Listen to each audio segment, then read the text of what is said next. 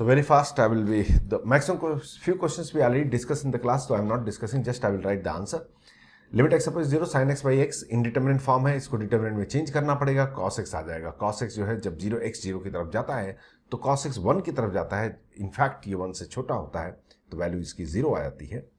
और ये secant square x हो जाता है 1 बाई कॉस स्क्वायर एक्स, जो कि 1 बाई कॉस स्क्वायर एक्स क्या हो जाएगा, 1 से बड़ा हो जाएगा तो इसकी वैल्यू 1 हो जाएगी.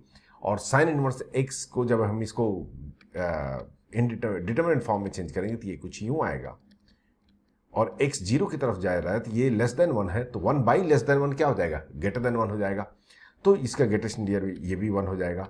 ये हो जाएगा आपका 1 बाई 1 प्लस एक्स स्क्वायर. तो ये वैल्यू 1 से बड़ी है तो 1 बाई 1 से बड़ी क्वांटिटी क्या हो जाएगी, लेस देन 1. लेस देन 1 तो वैल्यू 0 हो जाएगी. और ये इसकी प्रॉब्लम है थोड़ी सी, ये इंडिटरमिनेंट फॉर्म नहीं है. अगर मैं इसको 5 पाई बाई 4 पुट करता हूं यहां पे तो साइन 5 पाई बाई 4 जो कि pi minus pi by 5 pi by 4 means pi minus pi by नहीं sorry pi plus pi by 4, तो पाई प्लस पाई बाई 4. तो ये आपका माइनस 1 बाई रूट 2 होगा, ये भी माइनस 1 बाई रूट 2 होगा. ध्यान दीजिएगा जरा सा भाई. Sine 5 pi plus pi by 4 कितना होता है, माइनस साइन पाई बाई 4 मतलब माइनस 1 बाई रूट 2. और ये भी माइनस 1 बाई रूट 2 है, मतलब ये टोटल वैल्यू तो माइनस रूट 2 है, और जो कि नॉन इंटीजर है. और अगर नॉन इंटीजर है तो फिर उसमें कोई समस्या ही नहीं है. ये sine x plus cos x की वैल्यू क्या हो जाएगी, जब एक्स 0 की 5 पाई बाई 4 की तरफ अप्रोच कर रहा है तो इसकी वैल्यू अप्रोच करेगी माइनस रूट 2 की तरफ. दोनों का summation minus root 2. Minus root 2 मतलब ये हो जाएगा कि minus 1.41 approximate. Exactly it will not be minus root 2, it will be slightly less than this or slightly greater than this, but anyhow it will be between minus 2 and minus 1.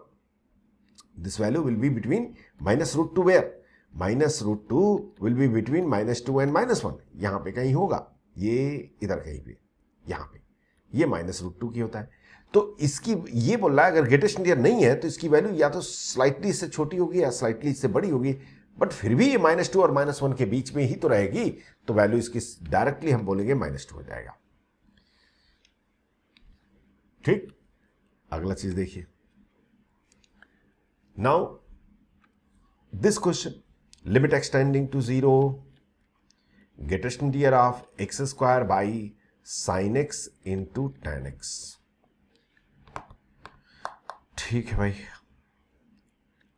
एक इसको जो है ये इनडिटरमिनेट फॉर्म है. कैसे करें इसको, x square by sine x tan x. क्या कर सकते हैं, limit x tending to 0, tan x को sine x by cos x लिख सकता हूं. तो ये हो जाएगा x square cos x divided by sine square x. ठीक है भाई, साइन स्क्वायर ये हो जाएगी वैल्यू आपकी लिमिट एक्स टेंडिंग टू 0. ध्यान दीजिएगा जरा, cos x divided by sine x by x the whole square. आप ये भी बोल सकते हो कि सर डायरेक्टली आप x sine square x by x square को 1 लिख सकते हो, क्यों इतना लफड़ा करने का. नहीं, वो तो पार्शियल सॉल्विंग हो जाएगा. पार्शियल सॉल्विंग तो उसी टाइम इसको भी 1 लिखना पड़ेगा ना, तो मैंने इसको कर लिया. हमें ये तो पता है कि भाई साइन एक्स बाई एक्स 1 से छोटा होता है, तो sine x by x whole square भी 1 से छोटा हो जाएगा.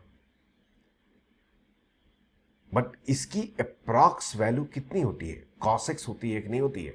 इसकी अप्रॉक्स वैल्यू cos x होती है. sin x बाई एक्स की approx value means determinant value limit x tends 0 sin x by x is equal to I can say limit x approaches 0 cos x. मतलब इसकी value हम ये लिख सकते हैं. तो ये इफेक्टिवली किसका बराबर है, cos स्क्वायर x के बराबर है. मैं लिख नहीं रहा हूं, बट ये इफेक्टिवली किसके बराबर है, cos स्क्वायर x के बराबर. और एक cos x न्यूमिनेटर में है, तो ये effectively total 1 by cos x के बराबर है. 1 by cos x and 1 by cos x मतलब एक्स कॉस एक्स तो 1 से छोटा है, तो 1 बाई कॉस एक्स 1 से बड़ा हो जाएगा. तो ये वैल्यू 1 हो जाएगी. तो इसका आंसर 1 हो गया. आई एम श्योर कि understood all of you. Is it clear to everybody?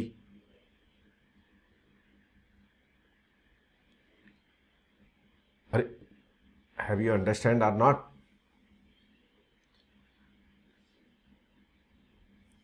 Now next one, seventh one, limit x approaches 0 n sin x by x divided plus n tan x by x. कैसे करें? अरे इसको बहुत simple है, sin x by x 1 से थोड़ा सा छोटा होता है, तो ये n sin x by x n से थोड़ा छोटा होगा और ये n से थोड़ा बड़ा होगा, तो इसकी वैल्यू n से थोड़ा छोटा है तो greatest near n minus one हो जाएगा, और इसकी वैल्यू n से थोड़ी बड़ी है तो इसकी वैल्यू n हो जाएगी, आंसर 2n माइनस वन हो जाएगा। कुछ कुछ समझ में आए? मैं ये वाला लॉजिक यहां पे अप्लाई कर दिया और कुछ नहीं किया। उसी टाइप से इसको देखिए,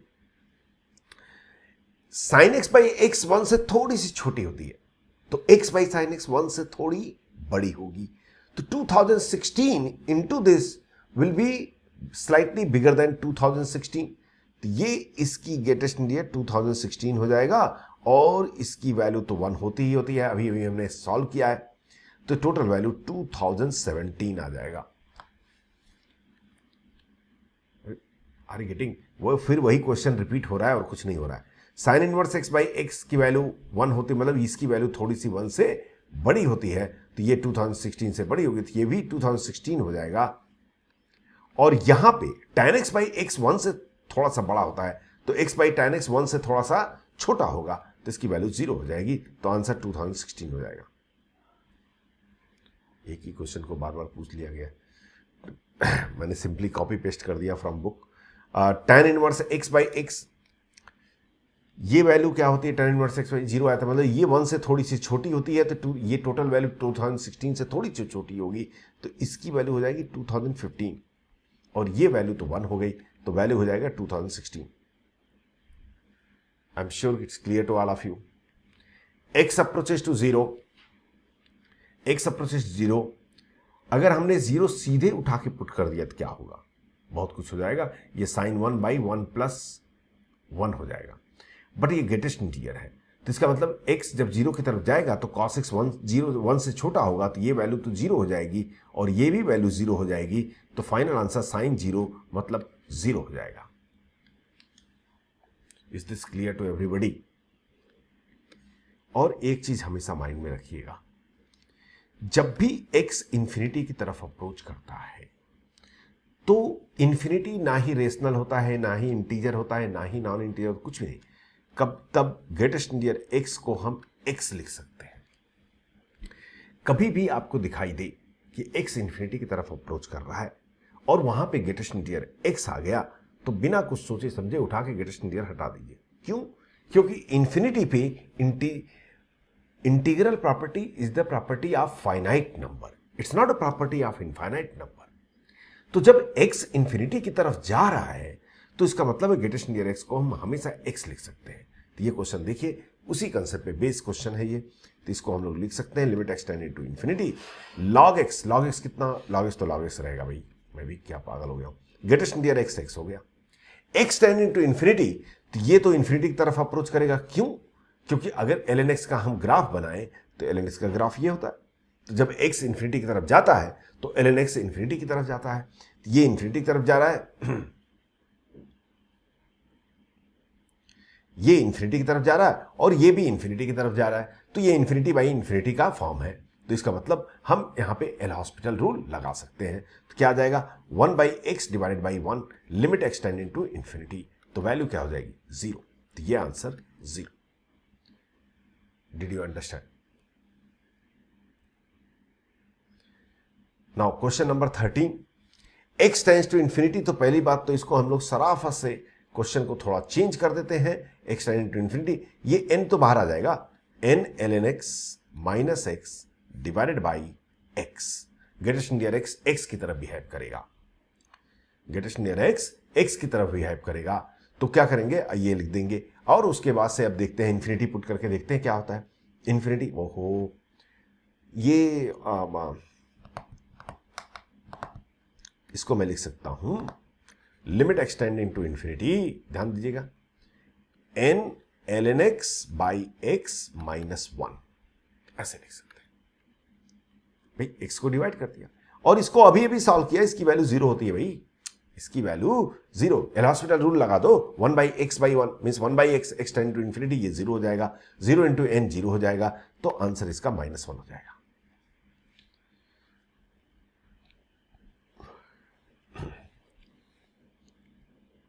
is this clear to everybody? Question number 14 में थोड़ा सा लफड़ा लग रहा है मुझे, क्योंकि मैंने कॉपी पेस्ट तो कर दिया बट देखा नहीं था क्वेश्चन।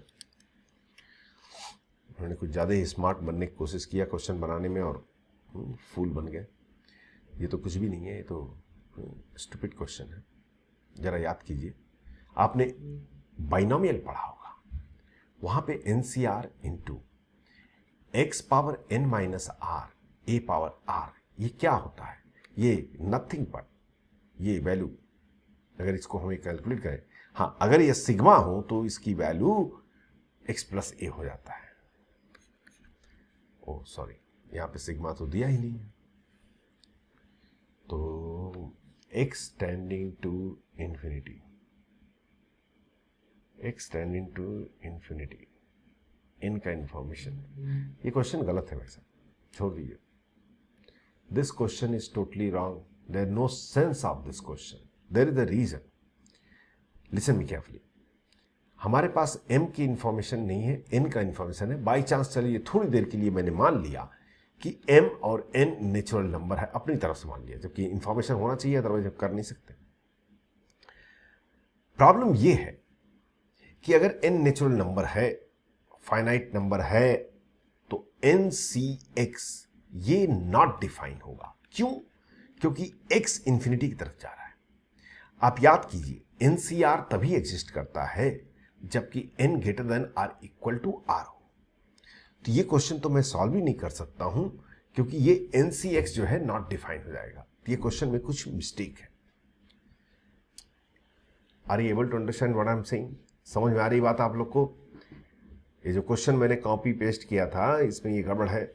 NCX डिफाइन नहीं होगा। क्यों? क्योंकि NCR डिफाइन तभी होता है जब n r से बड़ा हो, और यहां पे NCX दिया है और x इंफिनिटी की तरफ जा रहा है, सबसे बड़ी नंबर है, ये तो इससे x से छोटा ही रहेगा, तो NCX डिफाइन ही नहीं होगा। अरे have you understand?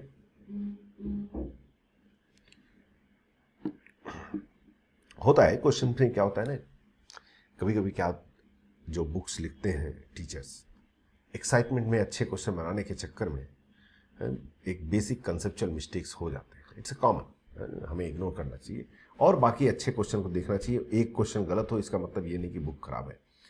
Limit n tending to infinity, limit n tending to infinity n power k into sine n factorial divided by n plus 1। यहाँ पे देखिए इंफॉर्मेशन दिया हुआ है जो कि बहुत इंपॉर्टेंट था। अगर ये नहीं होता तो फिर मैं इसको सॉल्व नहीं कर सकता था। k is lying between 0 and 1, ध्यान दीजिएगा, k 0 और 1, इसको तो भूल जाइए, साइन n फैक्टोरियल को भूल जाइए। n टेंड्स टू इन्फिनिटी, तो ये भी इन्फिनिटी जाएगा, लेकिन साइन इन्फिनिटी तो एक फाइनाइट नंबर होता है जो कि -1 के बीच में लाई करता है। तो ये प्रॉब्लम क्रिएटर नहीं है, हमें इसकी चिंता नहीं करनी, हमें इसकी चिंता करनी है। ध्यान दीजिए, यहां पे इन्फिनिटी है, यहां भी इन्फिनिटी है, लेकिन यहां पे एक इन्फिनिटी है और यहां पे एक से या छोटा इन्फिनिटी है। अगर मैं पूछूं इन दोनों में पावर किसका ज्यादा है, 1 ज्यादा है, बिकॉज k तो 1 से छोटा है ना, k 1 से छोटा है, तो हम क्या करेंगे, n डिवाइड करेंगे न्यूमरेटर और डिनोमिनेटर में, क्योंकि n यही बड़ा होगा, ये पावर बड़ा होगा, क्योंकि k जो है 1 से छोटा है। ये मत देखिए कि सर k इक्वल टू 1 भी हो सकता है, ठीक है, अगर इक्वल टू 1 होगा तो उसकी केस देखिए। पहला मैं छोटा केस ले रहा हूं, तो अगर k 1 से छोटा है तो इसका पावर 1 से छोटा है, इसका पावर 1 है, तो biggest power means maximum degree 1 हुआ, तो हम n से डिवाइड करेंगे न्यूमरेटर और डिनोमिनेटर को। ध्यान दीजिएगा जरा सा, तो हमारे पास आ जाएगा n power k by n sine of n factorial divided by 1 plus 1 by n। याद है ना आपको कि जब px बाई qx फॉर्मेट होते हैं तो जो बिगर पावर होता है उसी को डिवाइड करते हैं, हमने डिवाइड कर दिया। ध्यान दीजिए, ये वैल्यू इस वैल्यू से छोटी है, मतलब यहां पे जब ये कैंसिल होगा तो इंफिनिटी नीचे रहेगा,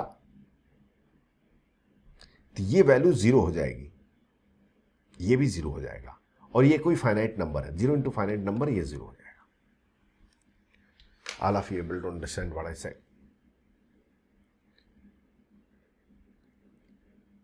ये पॉइंट सबको समझ में आया भाई?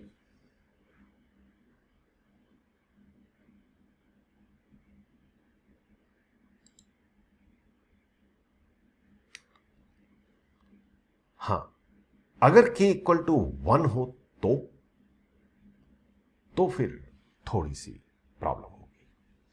अगर k इक्वल टू 1 है तो थोड़ी सी प्रॉब्लम होगी कि अगर k 1 है तो n डिवाइड करेंगे तो हमारे पास आएगा limit n tending to infinity sine n factorial divided by 1 plus 1 by n। n से डिवाइड कर लिया, न्यूमरेटर डिवाइडेड, अगर k 1 है तो ये वैल्यू 0 हो जाएगी और हम कहेंगे अ finite number between -1 and 1। That's all.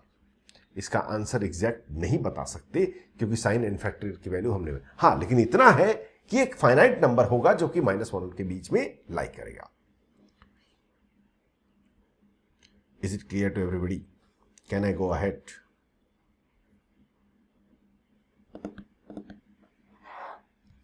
Question number 16। Question number 16, x tending to 0 greatest. अब तो यहां में left hand limit right hand limit लेना ही पड़ेगा क्योंकि ग्रेटेस्ट नियर x की वैल्यू चेंज हो जाएगी। तो this part let's solve it. Limit x tending to 0 sine greatest near x divided by greatest near x। इसका लेफ्ट हैंड लिमिट कैसे लिखेंगे? Limit x tending to 0 sine 0 minus h greatest near, that is the -1। 0 minus h तो greatest near -1 divide by -1, तो value हो जाएगी आपकी sign 1। और right hand limit जब लेंगे तो limit h tending to 0 sine h greatest near h by greatest near h। Greatest near h 0 होता है तो 0 बाई 0 फॉर्म हो गया, मतलब ये इंडिटर्मिनेंट हो गया और ये 1 हो गया। इसको 1 मत बोल देना, इसे 1 मत बोलिएगा क्योंकि ये 0 की तरफ अप्रोच नहीं, 0 है ये। जब ये क्वांटिटी 0 की तरफ अप्रोच करे तब जो है उसकी वैल्यू हम साइन h बाई h की वैल्यू 1 कहेंगे, लेकिन ये तो sine greatest near h by h है, ग्रेटेस्ट नियर h है ना, तो h टेंडिंग टू 0 तो ये वैल्यू एग्जैक्टली 0 होगी, ये भी एग्जैक्टली 0 होगी, तो ये एक इंडिटरमिनेट नंबर होगा और ये एक फाइनाइट नंबर है, दोनों इक्वल नहीं है। Will say limit does not exist, does not exist. I hope all of you understood. Is this clear to everybody?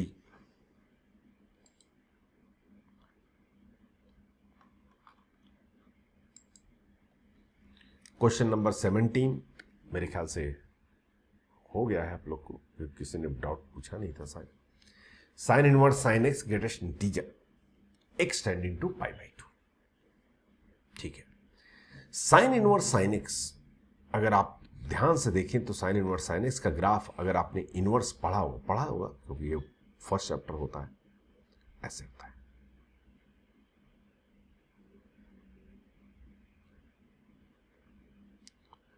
कुछ यूं होता है ग्राफ। कुछ याद आया आप लोग को? साइन इनवर्स साइन एक्स का ग्राफ ऐसा होता है। ये पॉइंट होता है आपको, कौन सा पॉइंट है? What is this point? Speak out. Pi by 2। और ये भी point pi by 2।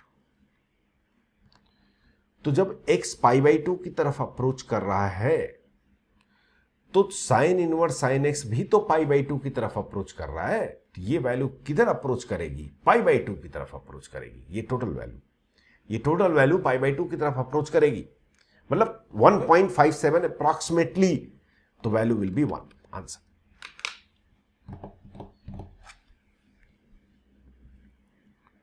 Is it clear?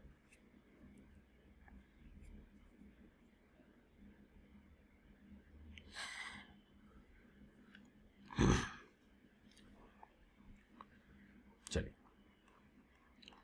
So this was the questions. Now we should go ahead for the things further. 1 minute. देखिए, कभी कभी कुछ बच्चे क्या करते हैं, वो कुछ बुक्स आप पढ़ेंगे तो वहां पे कुछ थ्योरम दिया होगा, सैंडविच थ्योरम. तो ऐसा कोई थ्योरम नहीं होता है, सैंडविच बर्गर इस टाइप का कोई थ्योरम नहीं होता है. बेसिक कंसेप्ट होता है, वो बेसिक कंसेप्ट को आपको यूज करना होता है. जैसे आपसे कहा जाए कि लिमिट, कोई नंबर है x, लिमिट छोड़ दीजिए, कोई नंबर है x जो कि 1 से बड़ा है या इक्वल है, एज वेल एज ये 1 से छोटा भी है. बड़ा अजीब सा लग रहा है ये देखने में, बट ये चीज समझिए, आपसे कहा जाए कि ये या तो x 1 से बड़ा होगा, इक्वल होगा, या फिर 1 से छोटा होगा और इक्वल होगा. तो इसका मतलब क्या हुआ कि भाई x इक्वल टू 1 है. साफ सी बात है, क्योंकि बड़ा और छोटा दोनों एक साथ तो नहीं हो सकता, बट इक्वल हो सकता है. इसी को लोग सैंडविच थ्योरम बना करके यूज करते हैं. ऐसा कोई जरूरी नहीं है. मैं आपको एक क्वेश्चन करके दिखाता हूं. Basic concept of the greatest integer you will easily understand. Write down. Find the value of limit x tending to 0, greatest integer x plus, greatest integer 2x plus, greatest integer 3x plus, so on, greatest integer nx divided by n square. Suppose कर लीजिए ये question solve करना. Sorry here n tends to infinity. n tends to infinity. x नहीं, x तो एक constant है, simply some constant, some variable or constant, but x का information नहीं दिया गया है. हमें ये सॉल्व करना है. चलिए कोशिश करते हैं. पहली बात तो यह है कि कभी भी ऐसा कोई रूल नहीं है कि greatest integer 2x equal to 2 into greatest integer x. अगर ऐसा आपके दिमाग में आ रहा है तो निकाल दीजिए. ऐसा कुछ भी नहीं होता है. मतलब आप मल्टीप्लिकेशन को बाहर नहीं निकाल सकते. हाँ, ग्रेटेस्ट इंटीजर x प्लस 2 है तो फिर हम कह सकते हैं ग्रेटेस्ट इंटीजर x प्लस 2, इसको लिख सकते हैं. ये ग्रेटेस्ट इंटीजर x में प्रॉपर्टी में हमने देखा था इसको. लेकिन अगर मल्टीप्लिकेशन या डिवीजन है तो आप उस इंटीजर को बाहर नहीं निकाल सकते. एक चीज, इस चीज को हमेशा माइंड में रखिए. तो कैसे करें ऐसे क्वेश्चंस को? इस टाइप के क्वेश्चन अगर हमें हैंडल करना है तो कैसे करेंगे? कुछ नहीं करना, आप एक ही ऑप्शन है, ग्रेटेस्ट इंटीजर x को हटाइए. क्योंकि एक बार ग्रेटेस्ट इंटीजर x रहता या फिर x टेंड्स टू इंफिनिटी रहता तो ग्रेटेस्ट इंटीजर x को x लिख देता, इसको 2x लिख देता, इसको 3x लिख देता, क्योंकि x अगर इंफिनिटी की तरफ जा रहा है. बट यहां x तो इंफिनिटी की तरफ जा ही नहीं रहा, n इंफिनिटी की तरफ जा रहा है. ज्यादा से ज्यादा आप कितना काम कर सकते हैं कि इसको आप nx लिख सकते हैं, बट बाकी जगह कुछ नहीं कर सकते. तो ग्रेटेस्ट इंटीजर को हटाने की कोशिश करते हैं हम. अगर आपको थोड़ा बहुत याद हो, ग्रेटेस्ट इंटीजर x होता क्या है? x minus fractional part of x. ये होता है, यही होता है ग्रेटेस्ट इंटीजर x. उसी फॉर्म में मैं लिख रहा हूं. ये हो जाएगा x minus fractional part of x, ये हो जाएगा 2x minus fractional part of 2x, ये हो जाएगा 3x minus fractional part of 3x, और ये हो जाएगा nx minus fractional part of nx. ध्यान दीजिएगा थोड़ा सा. x plus 2x plus 3x plus 4x plus so on till nx minus fractional part of x plus fractional part of 2x plus fractional part of 3x plus so on fractional part of nx. ये ऐसा क्यों कर रहे हैं? Fractional part में x में क्यों break कर रहे हैं? क्योंकि फ्रैक्शनल पार्ट ऑफ x का हमें कंडीशन पता है, वो 0 और 1 के बीच में ही लाई करेगा. अब यहां से x कॉमन लेंगे तो ये तो आपका sum of n natural number हो गया. तो ये हो जाएगा limit n tending to infinity. x को कॉमन लिया 1 प्लस 2 प्लस 3 टिल n, तो ये हो जाएगा n into n plus 1 by 2 whole divided by n square. इसको अलग अलग स्प्लिट कर लेते हैं. Minus limit n tending to infinity, यहां पे भी डिवाइड कर देते हैं fractional part of x plus fractional part of 2x plus so on fractional part of nx divided by n square. अब यहां से मेन कहानी शुरू होती है. सोचिए, फ्रैक्शनल पार्ट ऑफ x किस में लाई करता है? ये 0 और 1 के बीच में लाई करता है. फ्रैक्शनल पार्ट ऑफ 2x किस में लाई करता है? ये भी 0 और 1 के बीच में लाई करेगा. फ्रैक्शनल पार्ट ऑफ 3x किस में लाई करेगा? ये भी 0 और 1 के बीच में लाई करेगा. उसी टाइप से फ्रैक्शनल पार्ट ऑफ nx किस में लाई करेगा? ये भी 0 और 1 के बीच में लाई करेगा. भाई fractional part of anything is always lie between 0 and 1. अगर ये पूरे को मैं ऐड कर दूं, हाँ यहां पे इनइक्वलिटी मैं ऐड कर सकता हूं क्योंकि सारी इनइक्वलिटी का इंक्रीजिंग डिक्रीजिंग बिहेवियर सेम है। अगर ऐड कर दिया तो ये 0 हो जाएगा और ये आपका वही हो जाएगा जो यहां पे है, और ये n हो जाएगा। मतलब कहने की बात ये है कि ये वैल्यू n से छोटी है, ये वैल्यू n से छोटी है, और डिनोमिनेटर में क्या है n स्क्वायर, मतलब ये वैल्यू कुछ ऐसे होगी n minus something, some finite number. Are you able to understand this value? I can say n minus some finite number. Did you understand this step? तो अगर आपसे कहा जाए कि n minus a by n square n tends to infinity, क्या होगी value? इसकी 0 होगी, क्योंकि ऊपर एक इन्फिनिटी है नीचे 2 इन्फिनिटी है, तो आंसर तो इसका 0 हो जाएगा। तो ये पूरे का आंसर 0 हो गया। और यहां पे n स्क्वायर अगर आप डिवाइड करेंगे, एक n तो कैंसिल हो जाएगा और दूसरा n इसके अंदर जाएगा, तो 1 प्लस 1 बाई एन हो जाएगा। 1 प्लस 1 बाई एन। अरे भाई इसको हम क्या लिख सकते हैं? ये पूरे को कहानी को मैं नीचे लिखना नहीं चाह रहा हूं, मैं इसी स्टेप में आंसर लिखना चाह रहा हूं। तो इसको हम क्या लिख सकते हैं? 1 plus 1 by n whole divided by 2, और ये इनटू में x है, तो ये तो वैल्यू 0 थी, ये 1 में x बाई 2, तो ये टोटल वैल्यू x बाई 2 हो गई और ये 0 हो गई, तो आंसर आपका x by 2।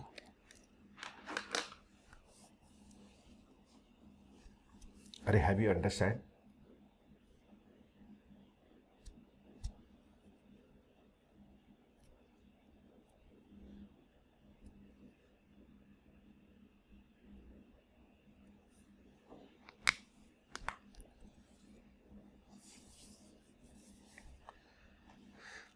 Write down fast.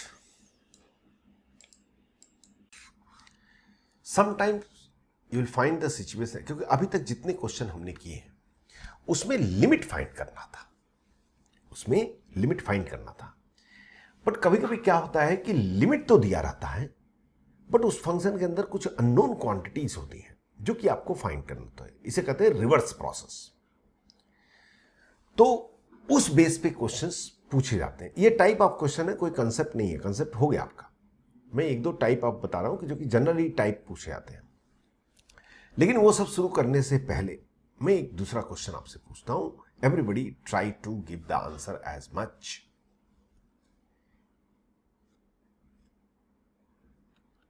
If limit x tending to a fx by gx is equal to finite and g of a equal to 0, then f of a equal to what?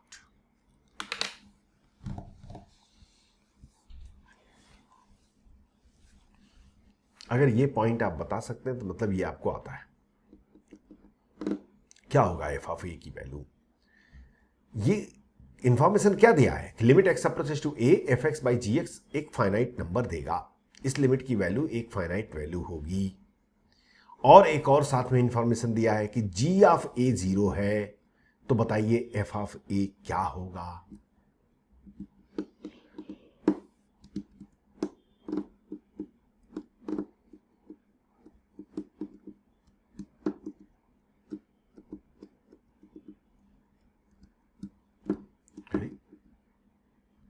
कोई लोग नहीं सोच पा रहे हैं भाई। चलिए मैं हेल्प करता हूं। मान लेते हैं कि f ऑफ a की वैल्यू नहीं पता।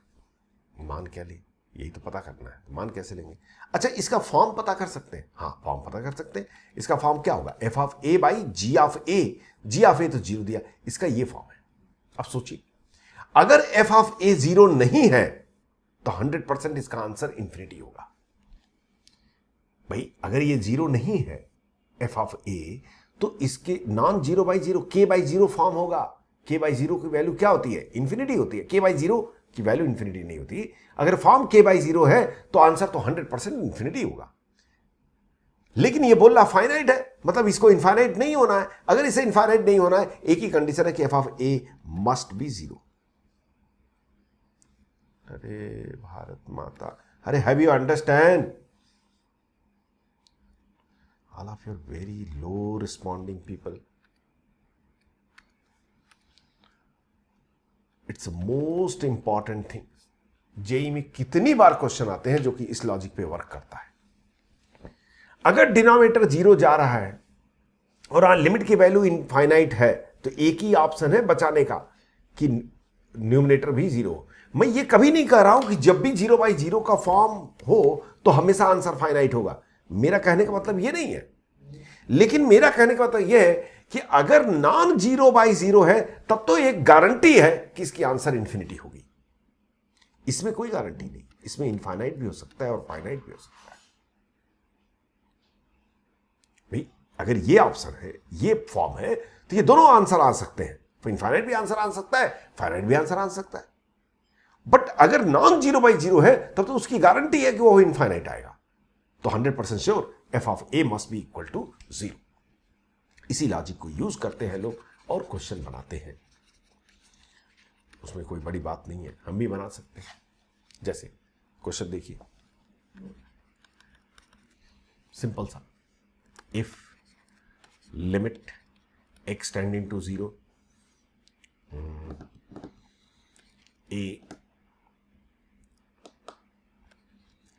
x power 4 plus b x cube plus c x square plus d x plus e divided by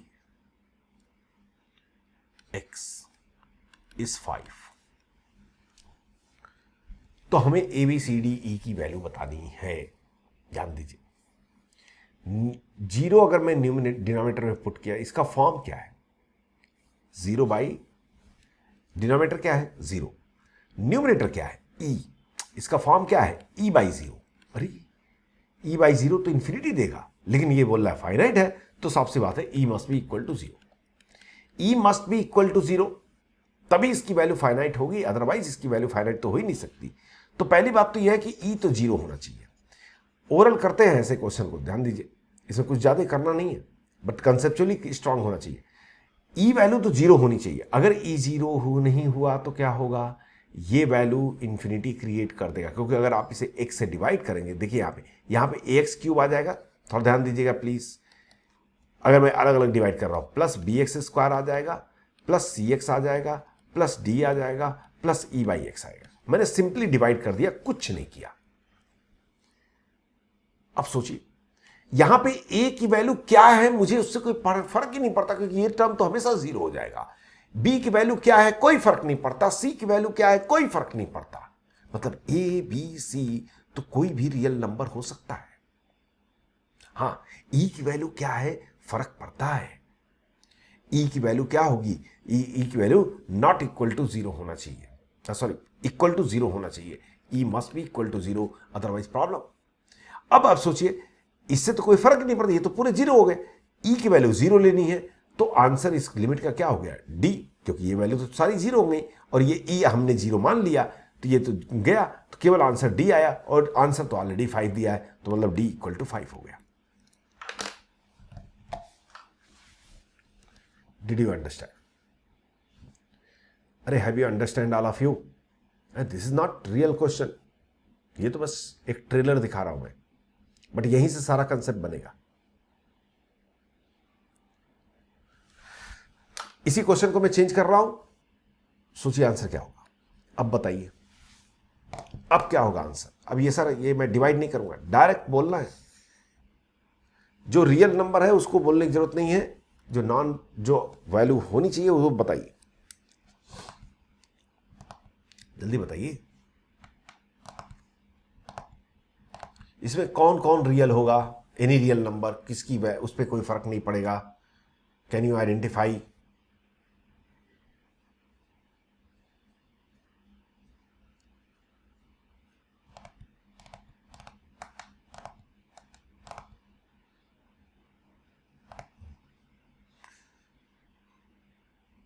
सही मानना पड़ेगा, तुम लोग सोने वाले बच्चे हो। इसको डिवाइड करो, अगर मैं इसे डिवाइड करूंगा तो यहाँ ax स्क्वायर आ जाएगा, तो x तो 0 की तरफ जा रहा है, a कुछ भी हो कोई फर्क नहीं पड़ेगा, b कुछ भी हो कोई फर्क नहीं पड़ेगा, ये तो रियल नंबर हो गए, काम चल गया। अब इसको इधर डिवाइड करें तो e तो 0 होना चाहिए, d भी 0 होना चाहिए, क्योंकि d/x आ जाएगा, और अब ये तो कोई फर्क नहीं पड़ता, ये पूरे गायब हो गए, यहां डिवाइड हो गया, सी आ गया, तो इसका आंसर क्या हो गया, सी, और सी इक्वल टू कितना हो जाएगा, 5। अगर आप थोड़ा सा भी दिमाग लगाएं तो हमें कुछ भी लिखने की जरूरत नहीं है। डिनोमिनेटर में 2 जीरो है, डिनोमिनेटर में 2 जीरो है, न्यूमिनेटर में वो टर्म जिसके पास 2 से अधिक जीरो हो उसे भूल जाइए, और जिसके पास 2 से कम जीरो है उसको सब जीरो होना है, और जिसके पास एग्जैक्टली 2 जीरो है वही आंसर है। कुछ कुछ बात पल्ले पड़ी। ए के पास 4 जीरो है, यहां पे 2 जीरो है, तो ये तो हमें एक कोई भी रियल नंबर, बी कोई भी रियल नंबर, और सी के पास एग्जैक्टली 2 जीरो, तो यही आंसर होगा, मतलब सी इक्वल टू 5। डी के पास एक ही जीरो है, तो इसका मतलब डी जो है जीरो होना चाहिए, अदरवाइज आंसर इंफिनिटी हो जाएगा।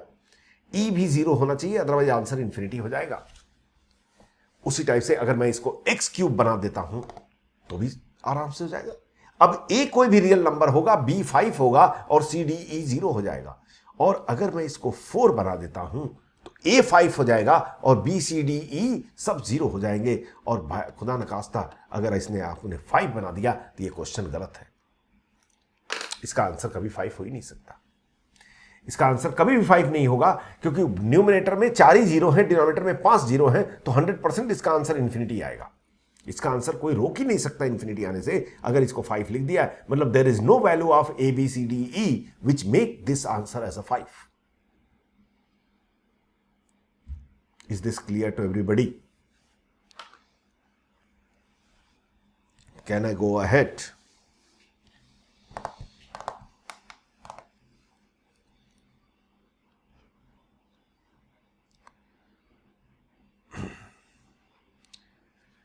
ये तो रहा आइडिया मैंने जो दिया है कि कैसे। अब क्वेश्चन कैसे होंगे, क्वेश्चन कैसे होंगे, ये क्वेश्चन नहीं था, ये तो बस वो जो कंसेप्ट आने वाला है उसका ट्रेलर है।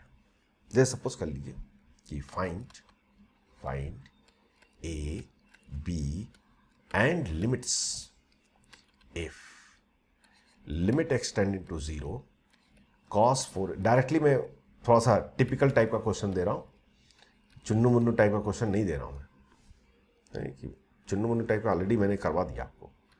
cos 2x plus b divided by x power 4 is equal to a finite number. ये real picture.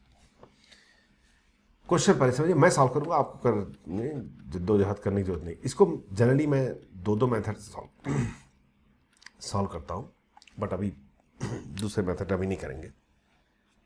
I am sorry. Question ये है कि ए और बी की वैल्यू बताइए, और उसके साथ साथ इसकी इस लिमिट का असली आंसर बताइए, क्योंकि ये लिमिट बोला है अ फाइनाइट नंबर, बस इतना इंफॉर्मेशन दिया है। इक्वल टू 5 या 2 या कुछ दिया नहीं है, सिर्फ ये बोला है कि एक फाइनाइट नंबर है इसका आंसर, तो वो आंसर भी बताना है। ठीक, मैंने तो एक ही चीज सीखी है, जब भी कभी लिमिट की वैल्यू दी हो और वहां से आपको कांस्टेंट निकालना हो, तो आप सबको पॉलिनोमियल बाई पॉलिनोमियल में चेंज कर लो, क्योंकि अभी हमें साफ साफ दिखाई दे रहा है कि डिनोमिनेटर में 4 जीरो है, तो न्यूमिनेटर में भी अगर मैं पॉलिनोमियल में लिख दूं तो जिसके पास 4 से अधिक जीरो है उसको भूल जाओ, और जिसके पास 4 से कम जीरो है उसको जीरो बना दो, और जिसके पास 4 जीरो हो वही आंसर है। यही चीज तो सीखा है, कर लेते हैं। क्या हम पॉलिनोमियल बना सकते हैं? हाँ बना सकते हैं भाई, हमने टेलर्स थ्योरम सीखा है। कॉस थीटा का सीरीज जो कि आप 100% भूल चुके हैं, 1 minus theta square by 2 factorial plus theta power 4 by 4 factorial minus theta power 6 by 6 factorial and so on. तो cos 4x क्या हो जाएगा, जरा ध्यान दीजिएगा।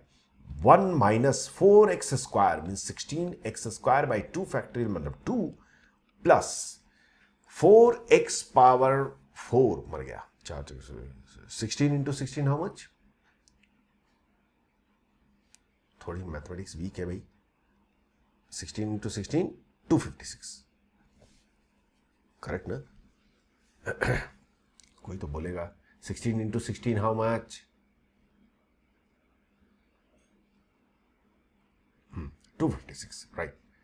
256 x पावर 4 बाई 4 फैक्टोरियल 24। बस इसके आगे तो मैं लिखूंगा ही नहीं। पूछो क्यों? क्योंकि इसके आगे जो भी होगा उसको तो हमें कंसीडर ही नहीं करना है भाई, हमें तो x पावर 4 तक जाना है बस। Plus a cos 2x 1 minus 2x whole square means 4x square by 2 factorial 2 plus 2x power 4 तो 16x पावर 4 बाई 4 फैक्टोरियल 24। इसको नीचे कर लेता हूं और माइनस है, आगे जरूरत नहीं, plus b divided by x power. यहां तक आई एम श्योर कि all of you understood till this point.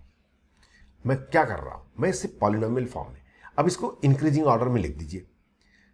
Constant term है इसमें, हाँ है, क्या है 1 plus a plus B.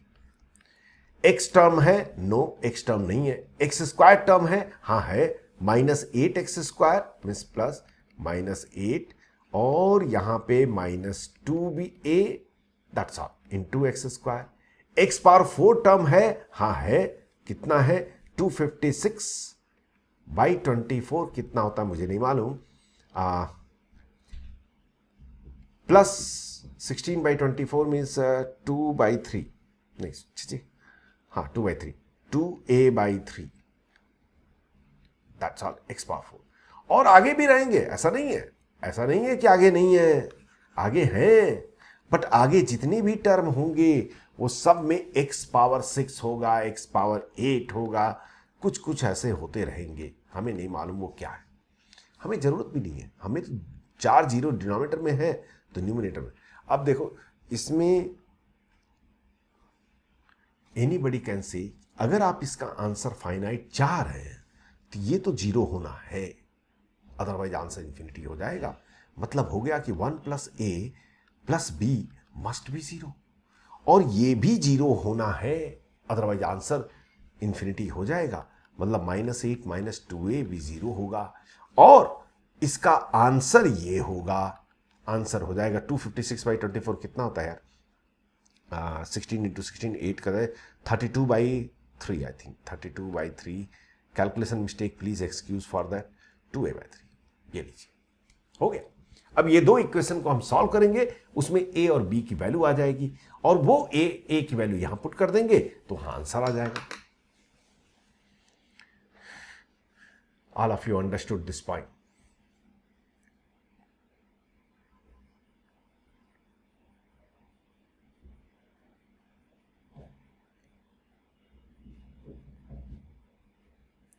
Anybody have difficulty? मैं ज़्यादा क्वेश्चन नहीं कराता हूँ, कंसेप्ट बता दिया। दुनिया का कोई भी क्वेश्चन हो जहाँ पे आपको वैल्यू पता करनी है, क्वेश्चन सॉल्व होंगे। जेई के पेपर उठाएंगे, एटलीस्ट आपको 20 साल के पेपर में देखेंगे एटलीस्ट 4 या 5 बार लोग इस बेस पे कंसेप्ट पूछते हैं, स्पेशली इन एडवांस। एडवांस में 2 बार पूछ चुका।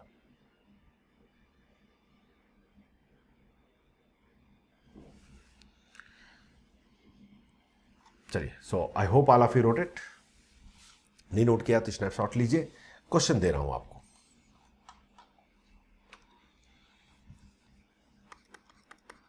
Limits over, limits over 1 lecture I will be doing miscellaneous question where we'll do old JEE question to finish it off limit completely. So next class जो है problem solving session चलेगा सिर्फ, और बहुत important रहेगा।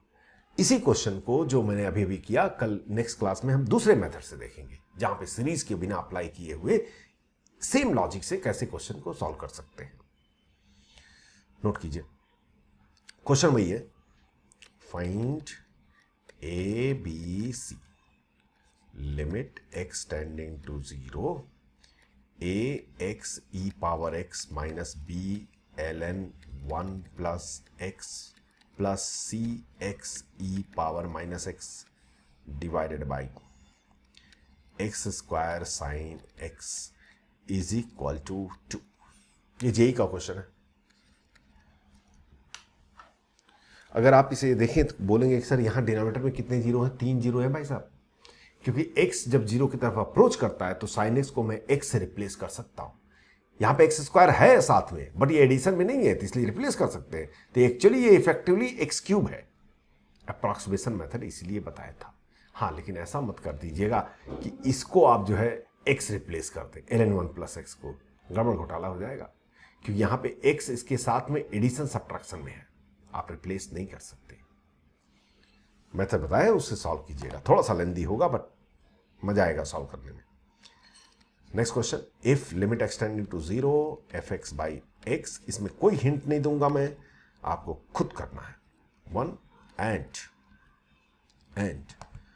limit x tending to 0 x into 1 plus a cos x minus b sin x divided by fx whole cube is equal to 1.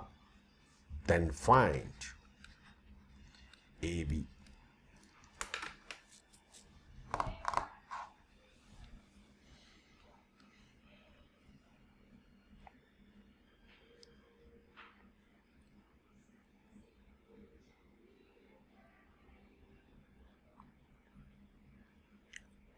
Is it done?